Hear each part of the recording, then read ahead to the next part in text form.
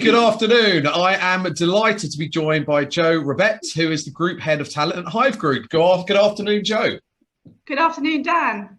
So welcome to the show. We're going to kick off your Group Head of Talent at Hyve. Can you just describe what that means, please, your role and your responsibilities? Yes, so I joined Hyve nearly a year ago, and it was in the middle of the pandemic. One of the responsibilities and remits that I had was to look at, to see how we can evolve the culture of Hyve, which was very difficult coming in, obviously, when nobody was in the office and shows weren't running. So I think it was, very, very clear, first of all, that one of the first things to do was really speak to people and find out how they were feeling, find out what their concerns were, and really look at to see how we can connect people and bring them back together, even though they were at home. Sure. And also Hyve has many offices around the world. So yes. I guess, that was even more of a challenge, never mind them being in an office trying to establish, a feel of togetherness, but doing it virtually as well. Yeah. And I think, I think one of the key things was that every geography and territory was in a different stage of COVID, and it had impacted the people and the offices very differently, depending on how the local governments and what have you have actually addressed it in the regions. So I think straight away it was very clear that Asia was in a very different place to the West. Actually, Asia was, even though the initial impact of COVID was there, Asia was actually managing to run shows. People were more connected. I think Russia, sort of latterly in the year, again, have become more open and running shows. But actually, it was only in the UK where only this September have we been able to run shows. And so people were at a different stage. And I think culturally, people were dealing with COVID very differently. Sure. And I know you've sort of stated one of your objectives as instilling best practices across the business. And we hear that those two words a lot. What do you mean? What do you mean by that in your capacity? What does best practice mean, and what does that look like? I think my view on it is to have a set of best practice principles. I think it's very clear that you can't apply a one size fits all to all of the geographies that we operate within. It's what motivates and drives behaviour is very different in different territories, and also those shows and sectors that we operate within are at different trajectories of growth. Sure. So I think the first thing obviously was to listen to what our HR leads in the different territories were saying, but also what our employees were saying. And one of the first things that we did in the new year, earlier this year, was to launch PCOM, which was a data-led insight analytical tool. Okay. And that was to allow employees to have a voice, even though obviously at that time they were more disconnected. And I think that was really important. I think lots of people thought I was a bit mad to launch a survey in the middle of the pandemic, but I thought what it would do is give us a baseline of data. Sure. And what it enabled us to do was really focus and listen to see where we needed to put our efforts. So going back to the best practice point, I think it was taking that information, listening to what our employees were saying, but applying the principles rather than really sort of enforcing something from the group down to the regions. So it told us straight away that we needed to focus our efforts more around well-being and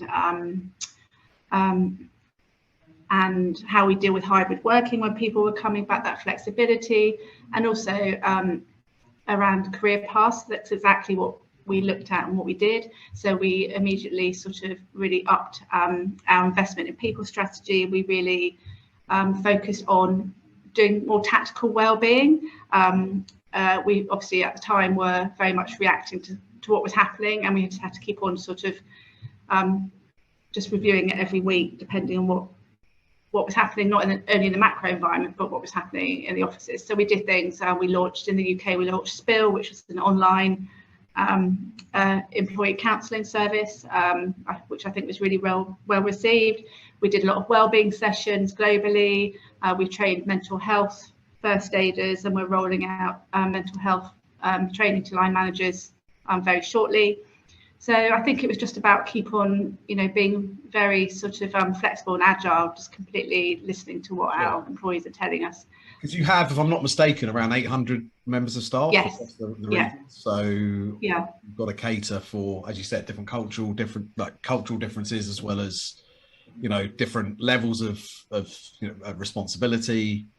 So I guess those systems allowed you to do that. Yeah, and I think what's really good about Peakon, not that I'm obviously completely selling it, but it allows you to cut and segment the data so you can understand what's happening in different geographies, different teams, and different sectors. Sure. So it's very, whereas a traditional employee engagement survey, you have to wait for a while to get the results. This has allowed us to react instantaneously. So I think that was, one of the key things. I think obviously now people are coming back to the office. It's very different. That connectivity is much more there. But Peakon has been really, really valuable for allow us to get that insight. Sure. And the group's got stated people ambitions, one of which is expanding learning and development opportunities.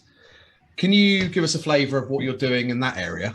So when I came in at the beginning of the year, first of all, we rolled out very tactical training. We were cognizant that our line managers and new line managers hadn't been trained in the sort of year before, obviously because of what was happening with the pandemic. So we immediately rolled out global line management training and trained 140 of our line managers. We did also the mental health first aid training. We do sales training. We've been doing training on unconscious bias, really sort of playing to that ESG ambition. And we're just about to launch a Future Leaders program globally as well. Okay. And you spoke about diversity and inclusion briefly there with the ESG program. So we've hired a great lady called Nikki, who's responsible for our comms and ESG. And she is going to really focus on that for FY22. We've also set up a board subcommittee. So it's very, it really shows that we're taking it seriously because it's at a board level. And what we've been doing now is really looking about how we can take different work streams and use our platform of events, because obviously they're in market leading sectors and, we operate globally, how we can use those platforms to drive change through the communities that we serve. So we have, 4 sort of key work streams, one of them being diversity and inclusion. Sure. And they're very much open to the people that work here to be in those work streams. Okay. Out of interest, and I know you've worked outside the industry, the exhibition industry, do you draw on those experiences from other sectors? Are you always, as an organisation, looking at other sectors, how they're implementing this sort of thing? Yeah, I mean, I think the world of work has changed so much in the last 18 months, and I always say I don't profess to get it right. It's evolving. We're evolving how we deal with it and what's happening again outside. I think very much that expectations from employees has changed. It's very much they're very very clear on what they want out of an employer, and I think that ESG part plays very much to that, and also around the connectivity. So I think I was freelancing for a few years before I came back to Hyve, so that gave me the opportunity to really see what different sectors were doing, and really sort of take the key things that I thought were good in each of those sectors that I was working within and bring it back. Yeah, which is important, absolutely. What sort of strategies and tactics have you got in place to keep retaining and developing your talent at Hyve? So I think the talent that we're, first of all, we're recruiting quite heavily at the moment, but very much also in the tech and product space. Yeah. As we sort of evolve our omnichannel ambitions. So we very much need to understand what that talent is looking for an employer. So our ambition this year is very much to be an employer of choice in all the sectors that we operate within. We are really sort of articulating internally what we think great looks like, to make sure that we obviously hire excellent people, but also very much thinking about what we can offer them in return. So we are continuously sort of reviewing what our offering is to make sure it's competitive, and that's one of the key things I'll be looking at for this year as well. Sure. To make sure that we can sort of really keep up with what the market's doing. And obviously you've been in this sort of role in other areas, as we said, and you've been in the industry for a number of years. But has that sort of stuff changed a lot? The sort of packages and what best looks like that you're offering people over and above pay, which you benchmark and all that. But what other things do you think have changed that people? I think there's obviously the financial, but non-financial as well. I think it's that total reward piece. So again, it's that investment in people. It's the learning and development. It's things like allowing people to do time for volunteering. It's very much about health and well-being, what we offer on those kind of areas. Obviously about the hybrid and the flexible working. There's obviously been a lot in the press recently about, I think ASOS have been doing sort of very sort of innovative things around what they're offering in terms of more family-friendly policies. Right. So it's really just continuously reviewing what the market is doing to make sure that we are competitive. And I guess you have to look at every location you're in, because it can't be a one-size-fits-all approach, right? For what works for one location. And exactly, and that's where we sort of rely on our wonderful HR people in the regions to tell us. But I think it's the well-being that we did last year was very tactical, because we were just having to respond the whole time to what was happening. I think this year we're very much looking at things about how we can put complete plans in place for the whole year. Sure. So another stated aim of Hyve's is to make it a great place to work. How do companies in general, because that's an easy thing to say, come to Hyve, it's fantastic. What sort of things can a company like Hyve do to ensure that it is a good place to work? And obviously good means different things to different people. I think it's, my view on what makes Hyve a good place to work, and obviously I'm completely biased because I think it is a great place to work. But I think it's about providing an environment that allows people to be the best that they can be. I think, people spend a lot of time at work. So not only in terms of the actual work they're doing, the content and the quality of the work, but just the environment that they're in. So I think, one of the things that we're discussing quite a bit at the moment as well, it's just there's a learning development piece. It's not just about the learning development that we can provide to employees, but allowing them to have time to actually do things that they want to do as well in terms of their own development and for their own growth. So I think, again, this is where Pecan comes in. We just completely go back to asking our employees what they want from us so we can react to it. Obviously, we do a lot around social committee and things that we've been doing have been online at the moment. I think we have done a couple of in-person events recently, and obviously our ambition is to completely go back to doing that. We did a leadership conference last week, which was in person. Again, a hybrid event, because we had to unfortunately we couldn't fly our colleagues in from Russia and Turkey and Asia, but we managed to do a 2-day hybrid event, which was fantastic. And it just, even that, having that connectivity for getting the people together in the UK and then Russia together made such a big difference.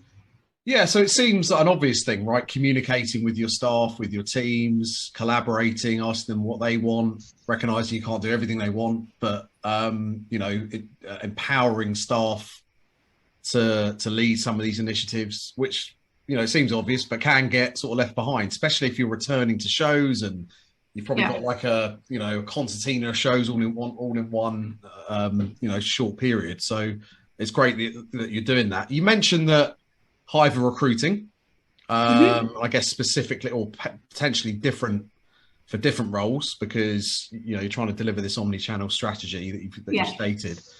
How are you finding the market at the moment, and how are you? What sort of strategies are you using to boost that talent acquisition? Obviously, the market's very buoyant and very tight at the moment. We have a wonderful recruitment in-house recruitment team. Sure. That has been doing amazing things for us. I think we need to really understand, and we've been doing this around the tech product space as well, is really understanding where those employees go to look for roles, potential employees.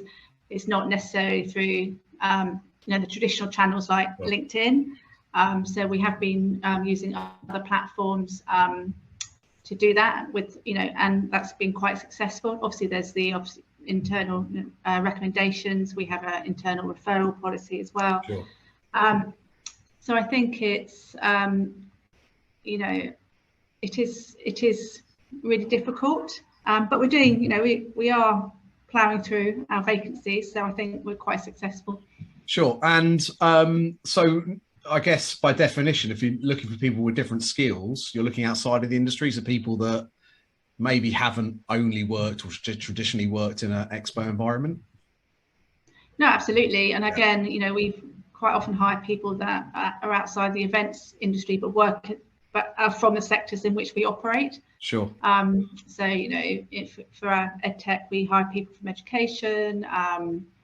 Our SVP product is from the education industry as well. So, and I think it really gives that, it means that we don't look at everything through one lens. We have those different perspectives, and I think that's how you innovate and grow as a company. And what do you think the industry can do generally to attract more talent? I think one of the things that we did as an employer last year was actually pay retention bonuses, because we wanted to keep people within the event sector. We were cognizant that many of our employees had transferable skills and could actually leave the event sector, but we wanted to make sure that we retained the talent that came from the events industry.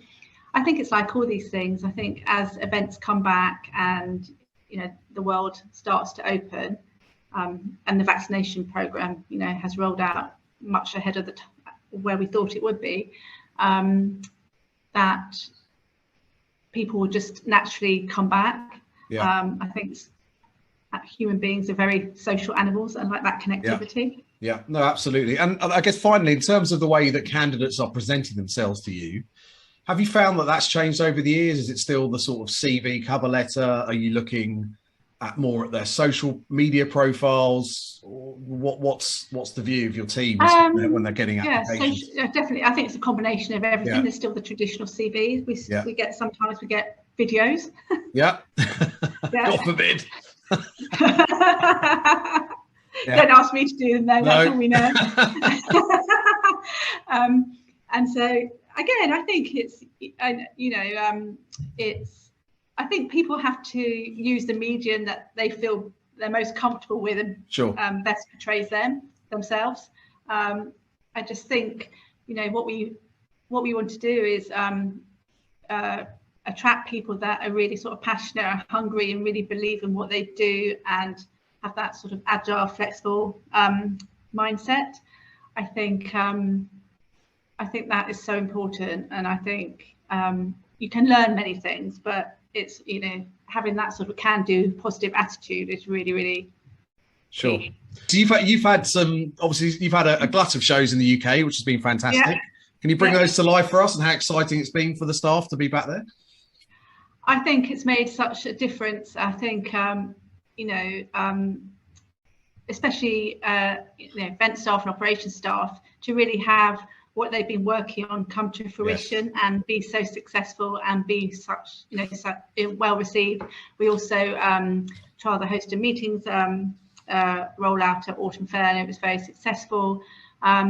So I think it's just made such a difference in terms of people's motivation and just and well-being to actually really see something tangible at the end of all the work that they do. It's made a big difference. Absolutely. So, Joe Rabbett, Group Head of Talent at Hyve Group, thank you so much for your time. And we wish you the best of luck with all the initiatives that you're doing and, the rollout of more shows, the return of more Hyve shows.